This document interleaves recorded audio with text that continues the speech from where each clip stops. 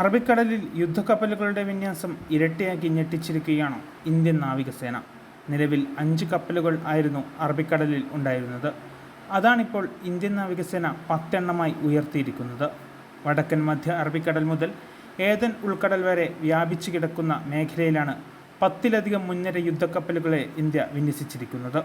കടൽ കൊള്ളക്കാരുടെ ഭീഷണി തടയുക, യമനിലെ ഹൂതി വിമതരുടെ ഡ്രോൺ ആക്രമണ സാധ്യത ചെറുക്കുക, ഇന്ത്യൻ സമുദ്രാതിർത്തി സുരക്ഷിതമാക്കുക എന്നീ ലക്ഷ്യങ്ങളോടുകൂടിയാണ് ഇന്ത്യൻ നാവികസേന വിന്യാസം ഇരട്ടിയാക്കിയത്.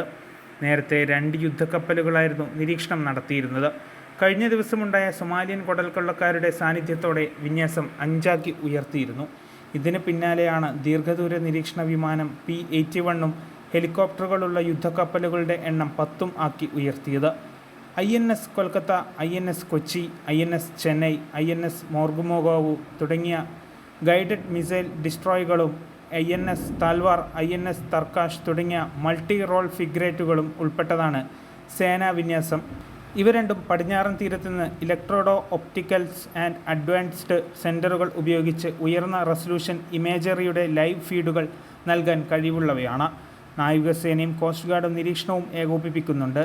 നേരത്തെ 24 മണിക്കൂർ നീണ്ടുനിന്ന ഓപ്പറേഷനിലൂടെ ലൈബീരിയൻ പതാകയുള്ള ചരക്കു കപ്പൽ നാവികസേന മോചിപ്പിച്ചിരുന്നു. അറബിക്കടലിൽ ലൈബീരിയൻ കപ്പൽ റാഞ്ചാനുള്ള ശ്രമം തകർത്തത് നാവികസേനയുടെ സമയോചിത ഇടപെടൽ മൂലമാണെന്ന് നേരത്തെ നാവികസേനാ മേധാവി അഡ്മിറൽ R. ഹരികുമാർ അറിയിച്ചിരുന്നു. നാവികസേനയുടെ വിമാനങ്ങളെയും ഡ്രോണുകളെയും കണ്ടതോടെ രാത്രി തന്നെ കടൽ കൊള്ളക്കാർ ചരക്കു കപ്പൽ ഉപേക്ഷിച്ച് രക്ഷപ്പെടുകയായിരുന്നു.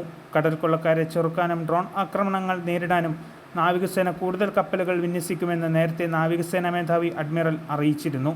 News desk 1 India Malayalam.